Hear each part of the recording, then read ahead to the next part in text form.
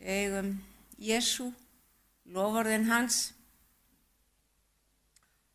og að eilífu loforðum það að syndur okkar gleymist að eilífu af því að Jesú tók þar á sig. Og í þessum fáeinu orðum sem ég ætla að deila með ykkur í dag, þá nú svona smá hugarflug sem ég fór á. Hvað er til dæmis sameiginlegt með íslam og kaþólsku? Jú, margur sem kann ekki að vita það, en þeir hafa bæði Maríu, sem að kaþólska kirkjan kalla Guðsmóður, að hafa Maríu í hávegum. Það var styttur og myndir. Ekki bara kaþólska kirkjan heldur líka íslamistar. Og í opinberum stöðum, sérstaklega það til dæmis nýlega búið að opna gríðarlega flotta og nýmóðins járnbrautastöð í Teheran. Og hvaða vegg myndi skreita? Jú, það er María Guðsmóðir, Maríu myndir. Mætti halda að maður verið komin inn í kaþólska kirkju. En bæði þessi trúarkerfi í rauninni afneita Guðstigni Jesú. Og bæði þessi trúarkerfi nota talnabönd. Bæði hafa hreinsunareld, bara með smá mun. Það er svona ekki alveg nákvæmlega sama ritúali hjá báðum, en bæði hafa svona svokallaðar hreinsunareld. Og í íslam, þeir segja bara að Jesú hafi verið spámaður og þeir móðgast ef að talað er friðþægingu. Það er ekki til. Allah heldur engan son. Synd er ekki til í samhengi þess að Guð þurfi að fyrirgefa að dauði sé laun syndar. Það er ekki til þar. Í helvíti íslams færðu nýja húð eftir hvert bruna svo hægt sé að brenna þig aftur. Pínulítið samhengi að það milli. Við höfum oft kannski mörg okkar velt fyrir okkur hvernig getur maður verið í þessum vítis hita og lifað af. Það er náttúrulega pælingar sem margur eðlilega skynsamlega hugsandi maður lætur sér hug fara. Af því að þetta eðlisfræðilega gengur þetta ekki upp. En þeir hafa þetta svona, hún fær bara nýja húð og svo heldur hvalatíminn áfram. Það er undarlegt að þessi tvö trúarbrögð eiga meira sameiginlegt en ekki. Heilsumataræði er samt víða boðað í Kóraninum, svín eru yfirleitt óhrein, en önnur dýr, sérstaklega úr hafinu, það má borða eiginlega hvað sem er. Þó að Biblían hafi lýst þau óhrein. Í Kóraninu skipta þau ekki máli, þau eru bara fín. Þá má líka borða kameldýr, þó að Biblían segir okkur að gera það ekki. Alkóhól er svona á yfirborðinu bannað og illa séð meðal íslamista, en svo náttúrulega nota það í laumi þegar þeim hentar, sérstaklega ríkari hlutin af þeim.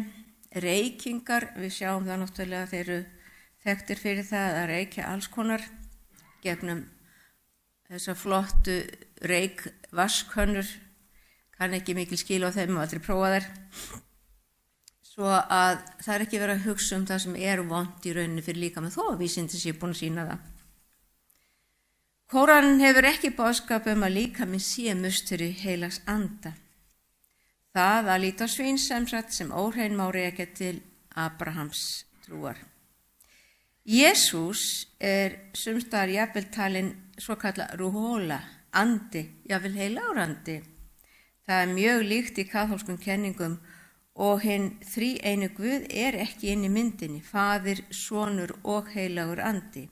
Allt þetta er enn gríðalegt deiluefni meðal guðfræðinga. Raunin er sú að þrjú trúarkerfi afneitar friðþægingar hlutverki Jesú. Það er íslam, kaþólskan og gyðingatrúin. Getið séð átökin aukast án þess að neinn viti hver Guð er í raun og veru. Að hann skapaði, hann kom sem sonur og hann sendir anda sinn sem ofurkraft og hjálpara og kennara. Boðorðin 10 finnast ekki í íslam. Þau finnast breytt í kaþólska hverinu. Þegar allt kemur til alls, þrá allir Guð sem elskar og gerir ekki upp á milli karla og kvenna, ríkra og fátækra. Og við vitum að víða eru hlutskipti kvenna ekki öfundsverð þarna í þessum heimi sem við heyrum oft í fréttum. Og hugsið ykkur að í Íran, að góðu fréttirnar, er fullt af fólki sem er sem sagt fætt múslimar eða í íslamstrú en er orðið kristið í hjarta sínu. Það þorir ekki vegna þess að það getur bara kostað líflát að skipta eða játa trú á Krist, svo þau verða að þjást í þögninni og þau bara hætta að fara í moskuna en verða að fela trú sína eða laumast í neðanjarðar kirkjur. Þetta er víða líka í Kína til að vegsama Jesú Krist og drottinn Guð skapara. Hugsið ykkur að það er fullt af bræðrum og systrum þarna úti sem að blöðin fjall ekki og fréttirnar segi ekki frá af því að það væri það bara þeirra líflát. En margar moskur, ekkert síður en kirkjur hér, hafa orðið að loka. Hvað er í gangi? Jesús er þeirra leynilegi besti vinur og frelsari. Guð er að vinna. Hann er að vinna verk. Guð getur jafnvel nota óvini sína til þess að vinna sín verk. Í 16. kafla í 1. Mósebók getur að líta smá pistil soninn sem að Sara hjálpaði til svo að þau fengju þarna barn, erfingja, soninn Ísmael sem kom á undan fyrirheitna syninum. Og í 12. kafla segir, og það er svolítið athyglisvert, Drottinn hefur heyrt kveinstafið þína, því Hagai átti mjög erfitt. Það var erfitt að vera ambátt og ráða engu. Og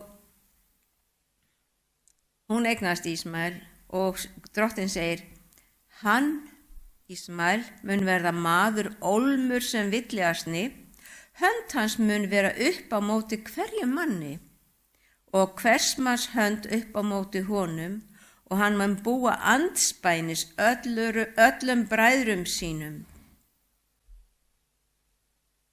Talandi ófrið. Og það hefur fylgt alla tíð síðan mikill ófriður